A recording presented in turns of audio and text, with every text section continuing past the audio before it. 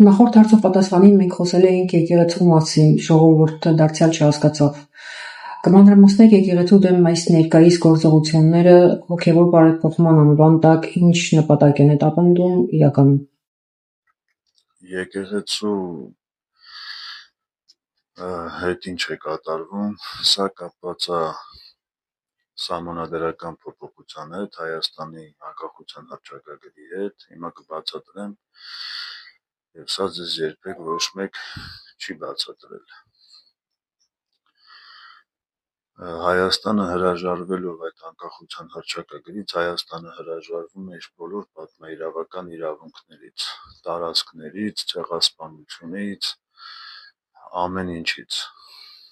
կարճ եմ ասում։ Հետևաբար, քանի որ եկեղեցին դա պետությունից անջատ է, անջատ կառույց է, միակ պահանջող իրավահաջորդ կողմը դա եկեղեցին է։ Եկեղեցի ասելով դուք մի հասկացեք կաթողիկոս ոչել ինչ-որ սրբազանների, հիմա կբացատրեմ եկեղեցին դա ով է։ Եվ ազգը այսքան ժամանակ դա չի իմացել, ովքեր էլ որ գիտեն, չեն ասե։ Հետևաբար, երբ որ պետությունը հրաժարվում է դա ամեն ինչից, պահանջարկողը դառնում է եկեղեցին։ Իսկ դա արդեն լրջորեն խնդիր է առաջացնում, քանի որ եթե պետությունը հրաժարվում է, պետք է եկեղեցին էլ հետագայում հրաժարվի։ Սա եկեղեցու հետ կապված գործողությունների մասին եմ ասում, նպատակը ունենալով նոր կաթողիկոս, հպատակ պետությանը, որպեսզի չկարողանան ներկայացնել իրենց իրավունքները միջազգային ատյաններում։ Իսկ հիմա եկեղեցու մասով, թե ինչ է նշանակում եկեղեցի։ Եկեղեցին դա դուք եք, հարգելի ազգ։ 1878 թվականի Բեռլինի վեհաժողովով Հայաստանի եկեղեցիների կալվածքների, սեփականության, տարածքների եւ այլն, այդ ամեն ինչը ճանաչվել է հայ ազգի սեփականություն։ Եվ դա ստորագրվել է բոլոր տերությունների կողմից անժամկետ, այսինքն դա մինչև այսօր ուժի մեջ է եւ դա անժամկետ է։ Երբ որ դուք հրաժարվեք հռչակագրից, դա նշանակում է, որ ազգը, որը ձեռք է բերել պետություն եւ այդ նույն ազգը հանրաքվեի միջոցով հրաժարվում է իրավապատմական իրավունքներից, դադարում է լինել իրավահաջորդ։ Հետևաբար այդ Բեռլինյան հանձնաժողովի պայմանագիրը, որը որ անժամկետ է եւ ամբողջ աշխարհի տերությունները դրա տակ ստորագրել են, դառնում է ընդամենը անձեռոցիկ։ Այսինքն հայ ազգը հրաժարվում է իր բոլոր աշխարհով սփռված կալվածքներից եւ հողային տարածքներից։ Սրա մասին շատ քչերը գիտեն, աշխարհում սրա մասին գիտեն թուրքերը, Իսրայելը, քանի որ Իսրայելի հին Երուսաղեմի 1/6-ը դա հայկական սեփականություն է, այսինքն եկեղեցու սեփականությունն է, իսկ մի քիչ առաջ բացատրեցի եկեղեցու սեփականությունը դա համազգային սեփականություն է, այսինքն ձեր սեփականությունն է, ժողովուրդ, դա եկեղեցին դա դուք եք։ Եկեղեցին դա կաթողիկոսը չի, եկեղեցին դա քահանան չի, դա դուք եք, դա ձեր սեփականությունն է եւ դուք ձեր ձեռքով շուտով հրաժարվելու եք այդ ամեն ինչից։ Հետևաբար, երբ որ դուք հրաժարվում եք շուտով այդ ամեն ինչից, Իսրայելի 1/6-ը, այդ Երուսաղեմի 5 քաղաքի 1/6-ը, արդեն դա ձերը չի, այնտեղ սկսվելու է խնդիրներ։ Կիլիկիո աթոռը Լիբանանում, դա էլ արդեն ձերը չի լինելու, այնտեղ էլ է սկսվելու խնդիրներ։ Թուրքիայի ամբողջ ներկայիս Թուրքիայի, այսինքն Արևմտյան Հայաստանի ամբողջ այդ տարածքները, որտեղ որ կան մեր վանքերը, մեր եկեղեցիները, դա էլ չի լինելու արդեն այդ նաև այդ եկեղեցիների հողերը, այսինքն այդ ամբողջ տարածքը ձեր սեփականությունն է եւ աշխարհը դրա մասին գիտի։ Դա էլ չի լինելու ձերը, իսկ այն շինությունները, որոնք որ ընդգրկված են ՅՈՒՆԵՍԿՕ-ի մեջ, դա ընդհանրապես կմնա պատմական հուշահամալիր կամ մշակութային կոթող եւ այլն եւ այլն, այսինքն արդեն դուք դրա տերը չեք։ Մի քիչ ավելի բարձ բացատրեմ խորը խելացիների համար, Այա Սոֆիան Ստամբուլում, Սուրբ Սոֆիա եկեղեցին, որը որ կառուցվել էր բյուզանդական կայսրության ժամանակ, Էրդողանը դարձրեց մզկիթ։ Ինչի համար դարձրեց մզկիթ, որովհետև չկա Բյուզանդիա, չկա բյուզանդական ժողովուրդ, այսինքն չկա իրավահաջորդ։ Նույնիսկ Վատիկանը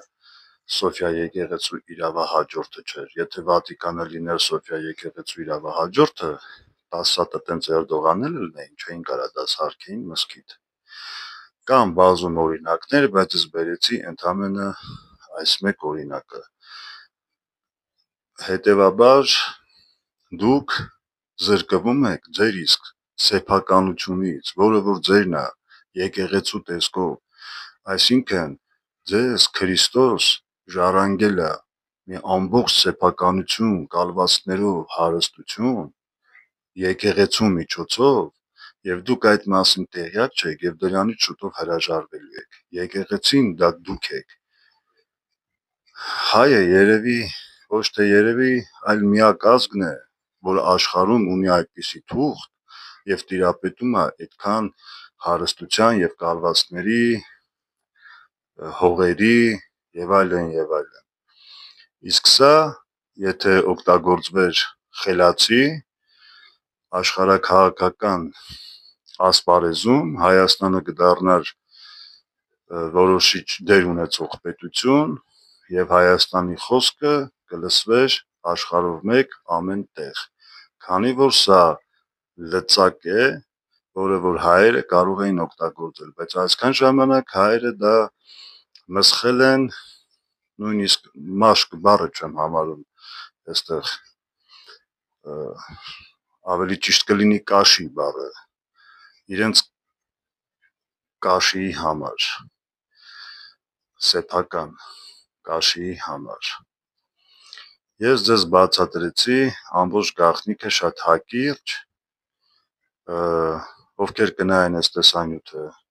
չեն հասկանա անկախ նրանից, նույնիսկ եթե չեն հասկանում, թող տարածեն, մարդիկ կլինեն, ովքեր կհասկանան։ Ես ընդհանրապես ձեզ ասացի այն, ինչը որ կատարվում է իրականում, շատ հակիրճ, ամբողջ ծավալուն ինֆորմացիան ես ներկայացրեցի ժամանակի մեջ։ Այնպես որ դուք ձեր ձեռքով հրաժարվելու եք ձեր ամբողջ ունեցվածքից եւ Հայաստանի եկեղեցին վերածվելու է աղանդական կազմակերպության պես մի բան, ընդհանրապես ինչ որ մի կրոնական կազմակերպություն, ինչպիսին կյանքի խոսքն է, Եհովայի վկան է, չգիտեմ, դատարանի վկան է, էլի շկա այնտեղ մի խոսքով շատ են։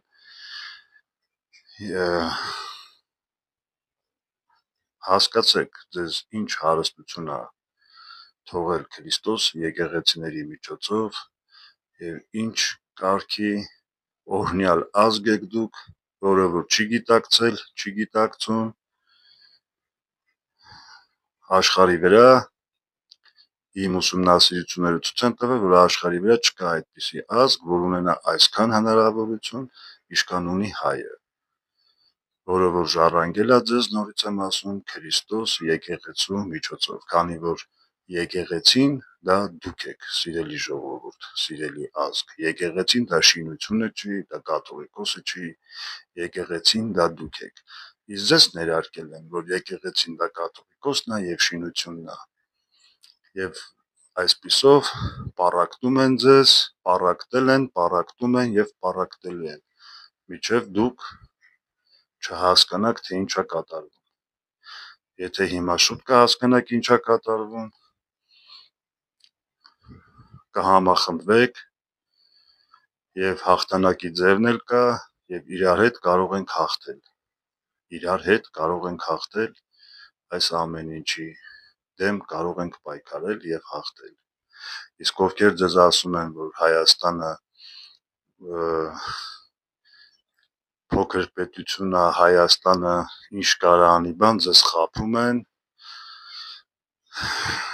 ձեզ նսեմացնում են, երկիրը նսեմացնում են, որպեսզի դուք ձեզ զգաք տկար,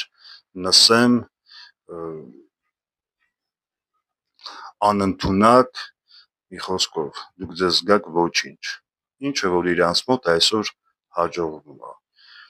Տարբեր քաղաքական ուժեր այսօր ձեզ բաժանել են իրար մեջ, դուք հետևում եք այդ տարբեր քաղաքական ուժերին,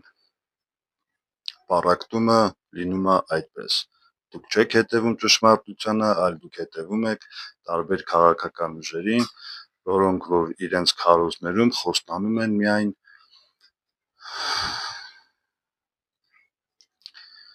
մի խոսքով էլ չասեմ, ինչեր են խոստանում։ Այսքանը։